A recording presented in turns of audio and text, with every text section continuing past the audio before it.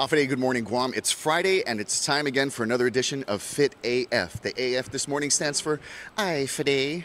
I don't even know if that means anything, but it's been a long week. I'm sure it has been for you guys. Despite that, you know, we still need to muster what little bit of energy we have in ourselves and invest in that fitness life that we're trying to acquire, if you will. Now, this morning we're going to take a look at a kids camp that's going on here at CrossFit Gulf Meggood, custom fitness, if you will.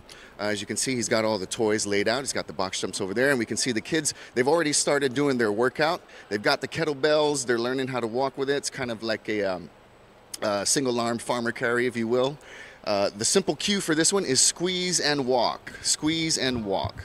Right? You don't want the weight to pull you down. As you can see, this young lady right here in the tank top, that's actually really good technique. This gentleman right over here with the white t-shirt, really good technique right there, sticking that arm out to balance.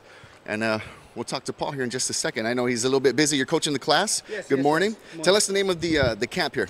Basically, it's our custom fitness strength and conditioning camp that we run every summer.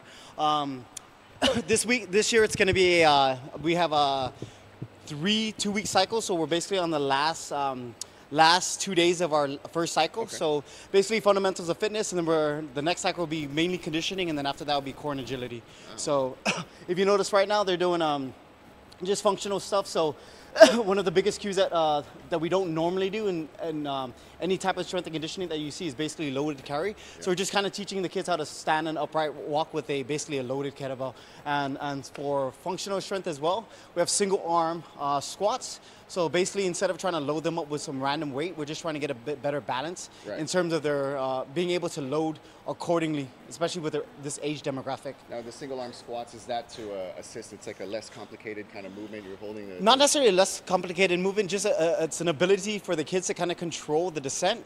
So if you kind of watch it, they're nice and slow on the descent. Nothing's bouncing, nothing's going. Right. The chest is staying nice and vertical, knees are out. So gives us an opportunity to see where they stand in terms of multidimensional planes and just being able to stand tall. So they're using one, of course, 8 with the right, 8 with the left. Okay. And they're going to notice with at least some of them, they're on one side it'll be a lot easier just because of that rack position. So we're also working some upper extremity as a lower extremity as well. Right. Basically a 2-for-1 special. So there's a lot of coordination there in that squat, especially because they're holding the weight, and particularly because it's only on one side. Yeah, correct. And especially, like I said, we're working both planes, upper and lower extremity, as well as the core as well. Now, so, I noticed you brought out the box jumps. What are they going to be doing over here? So basically what we're going to do is they're going to partner up in 2 teams. Are going to be working for about 20 minutes, and we're going to start with basically one partner will start on the bike. They're going to go 10-calorie sprint, and they will do 10 gorilla box jumps. And I know you asked me what is a gorilla box jump, so I got a little bit of sweat, so I would demonstrate what a gorilla box jump is. Okay. Basically, in terms of gorilla box jumps, our hands, I need to show you. So my hands will be here, my hands will be here, jump, and then off. So I'm just moving. It seems easier. It seems easier than a regular box jump. Is generally harder, just because there's more hips in place. You want to try? Yeah, let's try. All right. So hands up first. Yep. Then the hips will come up. Yep. Stand tall. Yep. Yeah. It doesn't matter which way. So you're just gonna keep moving. So like I said, it seems fairly easy, but it gets generally harder. Especially we're coming off the bike. Quads are gonna be burning. Lungs are gonna be burning. I feel like a gorilla already. Yeah. So. Especially coming off the bike, like I said, lungs are going to be burning, arms are going to be burning, everything should be burning.